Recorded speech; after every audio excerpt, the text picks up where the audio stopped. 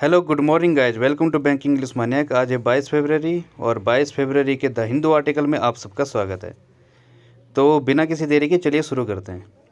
आज का पहला वर्ड है इनएग्जोरेबल। इनएग्जोरेबल एक एडवर्ब है और इसका मतलब होता है अथक रूप से, टायरलेसली, जो निरंतर हो, अथक रूप से, सतत हो, इसे बोलेंगे इनएग्जोरेबल।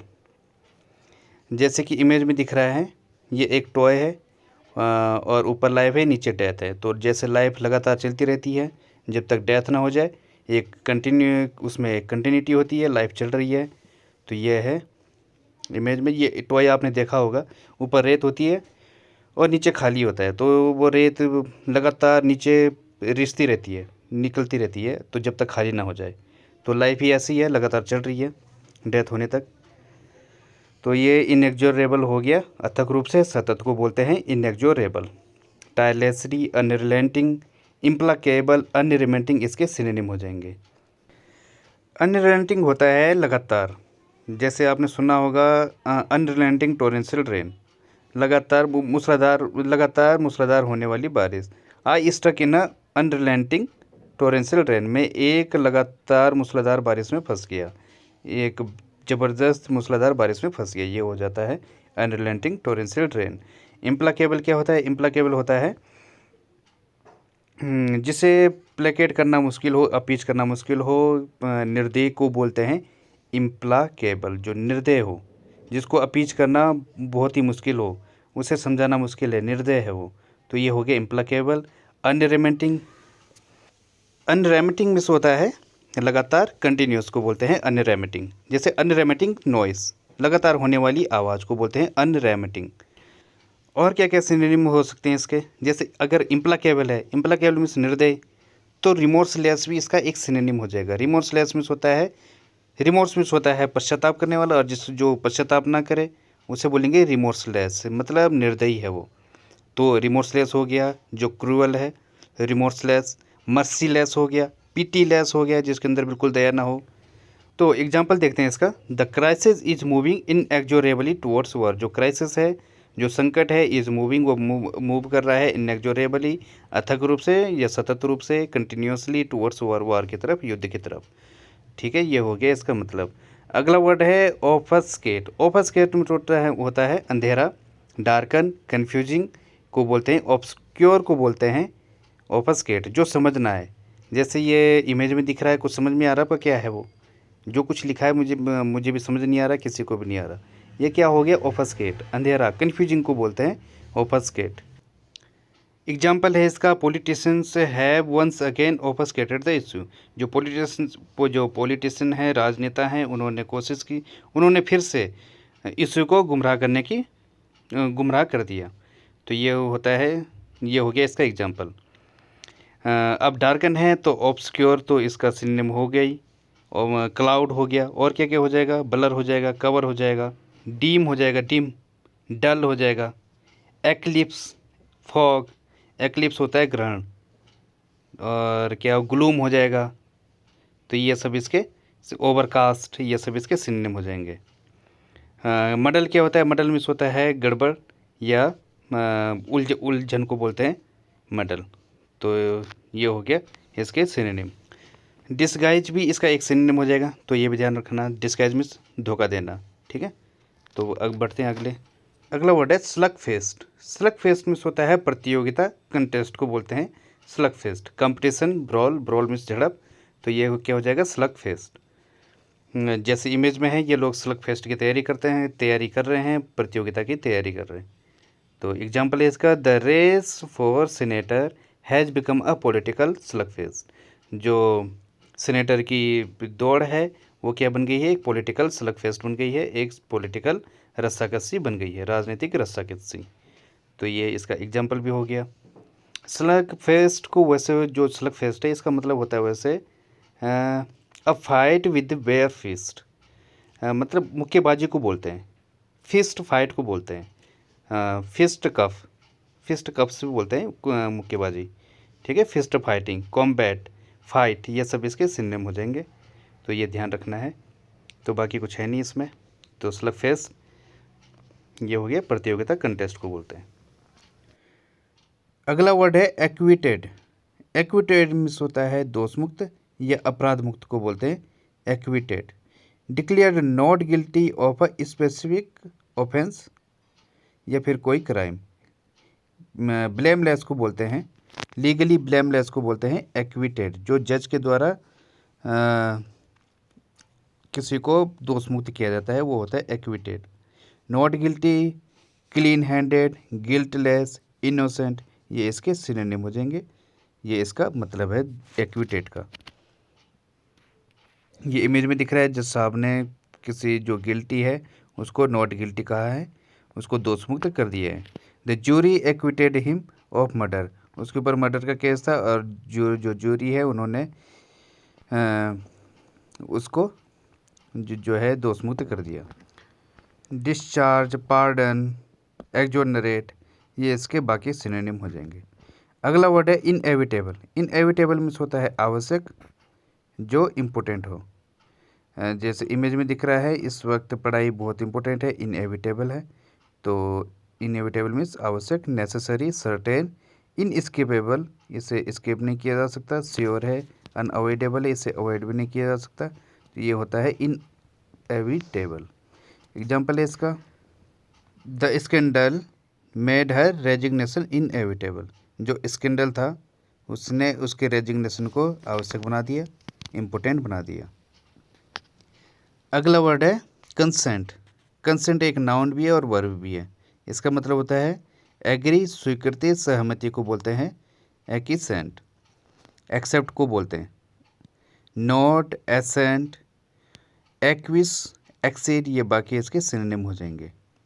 ही gave him consent to the marriage, उसने, या फिर my father gave me consent to the marriage, मेरे फादर ने मुझे शादी के लिए स्वीकृति दे दी, सहमति दे दी। तो ये होता है कंसेंट। एग्जाम्पल है इसका, she was chosen by common consent to speak for the group, उसे चूज किया गया बाय कॉमन कंसेंट द्वारा, आम सहमति के द्वारा, to speak for the group, group के लिए बोलने के लिए। नॉट है, नॉट मीन्स होता है एक्सेप्ट करना, कैसा, सिर हिलाकर।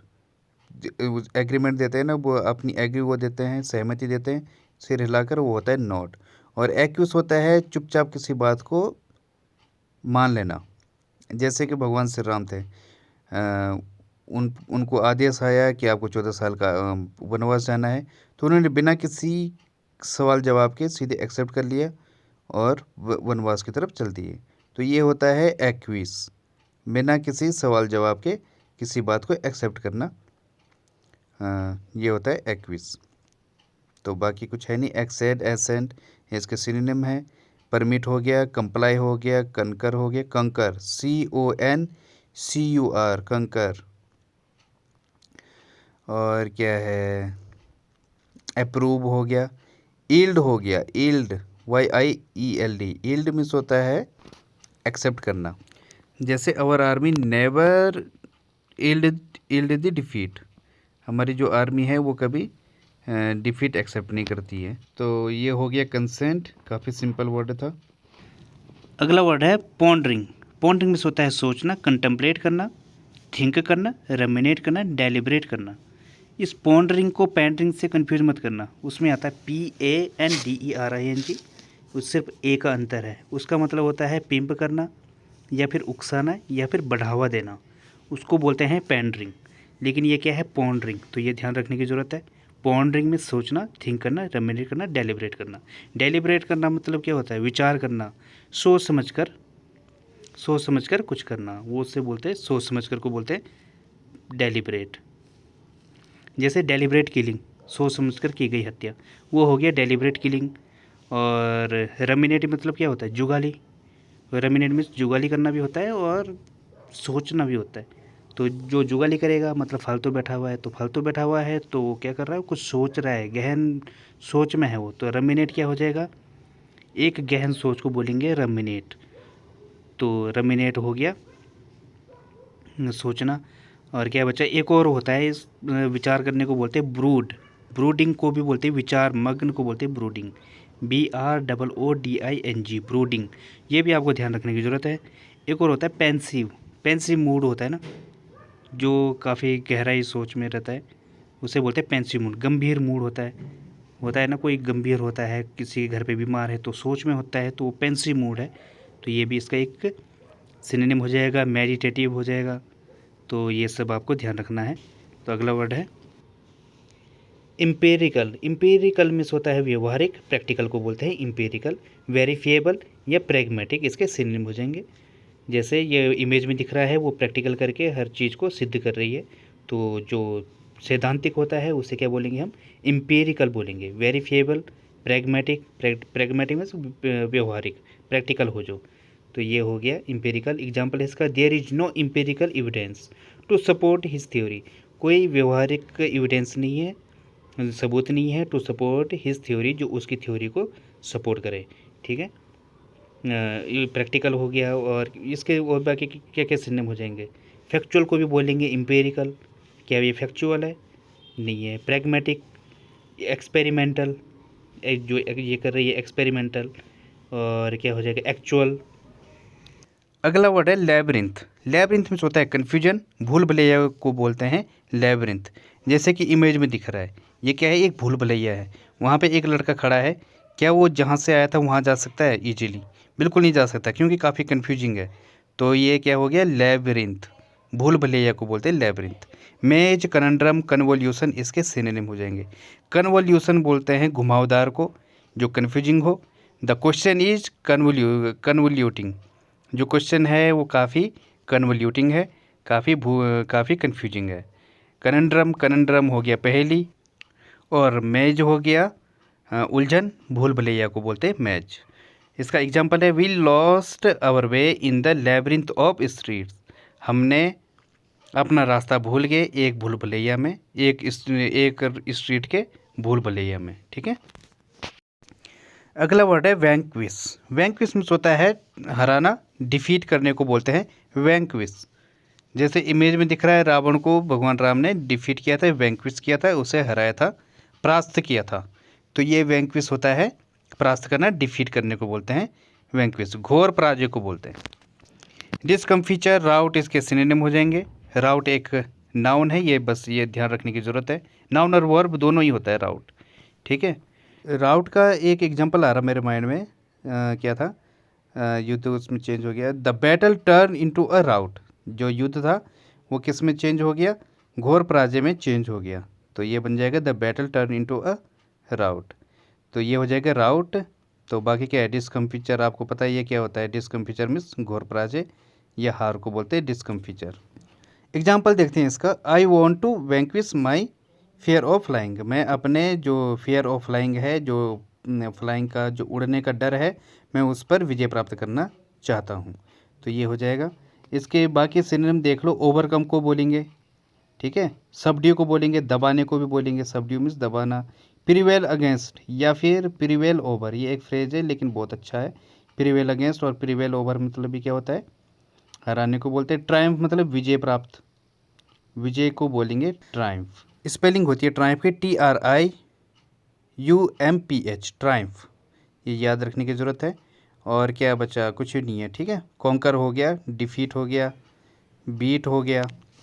अगला वर्ड देखते हैं, अगला वर्ड है एक्सपर्टीज। एक्सपर्टीज मीन्स होता है विशेषज्ञता, स्किल को बोलते हैं एबिलिटी, अडेप्टनेस को बोलते हैं एक्सपर्टीज। आपको पिक्चर में दिख रहा होगा, ये है नमिता थापर, एमक्योर फार्मास्यूटिकल की एग्जीक्यूटिव डायरेक्टर हैं। आपने इन्हें इंडिया शार्क टैंक में देखा होगा। तो जिसने भी इंडिया शार्क टैंक देखा है वो समझ गया होगा कि एक्सपर्टीज इनका एक फेवरेट वर्ड है। अक्सर ये जब कोई डील इन्हें पसंद नहीं आती तो ये बोल देती है इसमें मेरी एक्सपर्टीज नहीं है, तो मैं so for that reason I am out. इस तरीके से अपना पीछा छुड़ा लेती है उनसे। तो ये क्या है, एक्सपर्टीज। तो इस एक्सपर्टीज का मतलब क्या होता है, विशेषज्ञता। जो इनका ये फेवरेट वर्ड है एक्सपर्टीज, इसका मतलब होता है स्किल, एबिलिटी, अडेप्टनेस। ठीक है, तो ये हो गया एक्सपर्टीज। इसके सिनोनिम क्या क्या हैं, कॉम्पिटेंसी, प्रोफिशिएंसी, नैक को बोलते हैं एक्सपर्टीज, विशेषज्ञता। आपकी क्या स्किल है, स्किल को बोलते हैं नैक। एग्जाम्पल है इसका, the lack of management expertise within the company. जो मैनेजमेंट एक्सपर्टीज़ है, जो मैनेजमेंट स्किल है, उसकी कमी है विद इन द कंपनी में। ठीक है, तो ये हो गया इसका एग्जाम्पल और बाकी हो ही गया है। जैसे नेक है, नेक क्या होता है, स्किल को बोलते हैं। He got the knack of getting people to listen. उसके पास एक ऐसी नेक है, एक ऐसी स्किल है कि वो लोगों को सुनने के लिए मजबूर कर देता है। He get the people to listen. ठीक है, तो ऐसी नेक होनी चाहिए। शायद मेरे पास अभी है नहीं, क्योंकि तभी इस वजह से व्यूज़ नहीं आ रहे। मुश्किल से 70-80 जाता है यार, क्या बताऊँ मैं। अब 70-80 में मन ही नहीं करता बनाने का, बट क्या करूँगा, अभी नया नया है, 1 महीना हुआ, फिर भी क्या कोई बात नहीं। 1 महीने में 1000 सब्सक्राइबर भी आ गए और थोड़ा बहुत लोग देख रहे हैं, जो कमेंट अच्छे आते हैं, थोड़ा बहुत भले 3-4 आते हैं मुश्किल से, but thank you very much जितने भी आते हैं, और थोड़ा बहुत लाइक भी आते हैं, तो बहुत बहुत धन्यवाद। 1 महीने में इतना कुछ मिला है।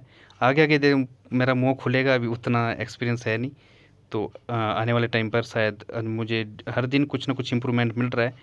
तो अगले 1-2 महीने में मैं आपके सामने बहुत अच्छा सेशन लाने वाला हूँ। बस आप बने रहो मेरे साथ। अगले वर्ड को देखते हैं, फोर्टिट्यूड। फोर्टिट्यूड मीन्स होता है सहनशीलता। टॉलरेंस को बोलते हैं फोर्टिट्यूड। आपने न्यूज़ में सुना होगा, इनटॉलरेंस बढ़ता जा रहा है, मतलब असहनशीलता बढ़ती जा रही है देश में।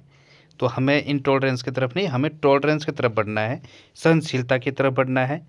इंडोरेंस, फॉरबियरेंस, डाउंटलेसनेस, ये इसके सिनोनिम हो जाएंगे।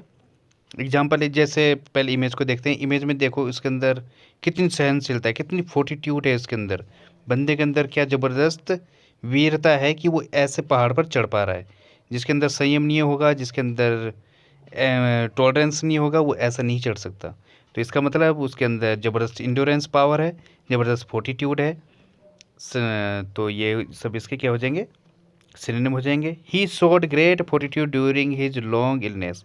उसने ज़बरदस्त संयम दिखाया अपने लंबे बीमारी के दौरान। ठीक है, ये हो जाएगा। और क्या क्या बता सकता हूँ मैं आपको इसके बारे में। इसके बाकी सिनोनिम देखते हैं क्या क्या बन सकते हैं इसके। देखो, ये है फोर्टिट्यूड। फोर्टिट्यूड का बहुत सारे सिनोनिम है। क्या हो गया, ब्रेवनेस हो गया, करेज को बोलेंगे। अब क्या बोलते हैं, डाउंटीनेस हो गया, ये मैंने लिखा है। जिसके अंदर डर ना हो, क्या इसके अंदर डर है जो इसके ऊपर चल रहा है, नहीं, तो फेयरलेसनेस भी हो जाएगा। गैलेंट्री, मेटल होता है ना, शो मी योर मेटल, मुझे अपनी दृढ़ता दिखाओ, अब मुझे अपनी शक्ति दिखाओ, show me your metal, METTLE, तो मेटल भी हो जाएगा इसका एक सिनोनिम। एक और होता है, क्या है, स्टाउट हार्टेडनेस। स्टाउट मीन्स होता है मजबूत, स्टाउट हार्टेडनेस जो मजबूत दिल का हो, तो STOUT, स्टाउट। और हार्टेडनेस आप जानते हो स्पेलिंग, HEARTEDNESS।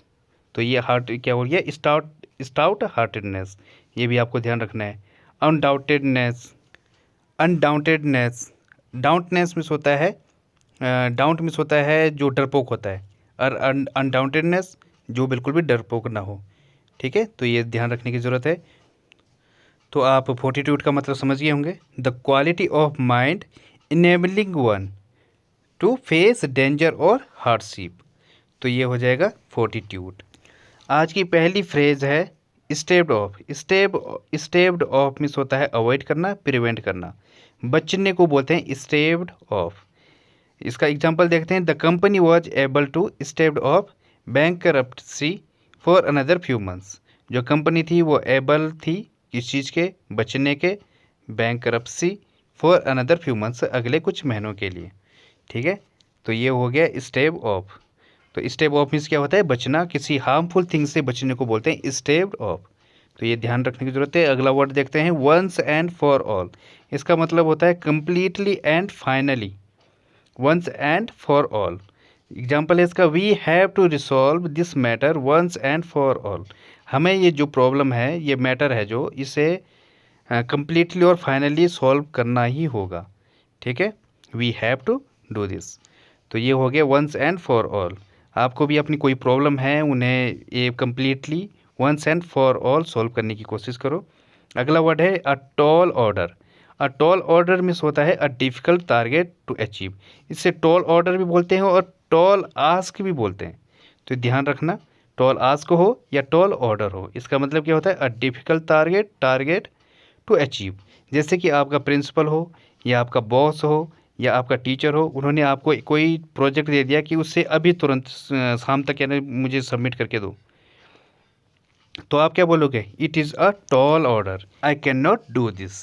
ठीक है, तो ये हो जाएगा। एग्जाम्पल देखते हैं इसका। Finishing this work by the end of the week is a tall order but I will try it.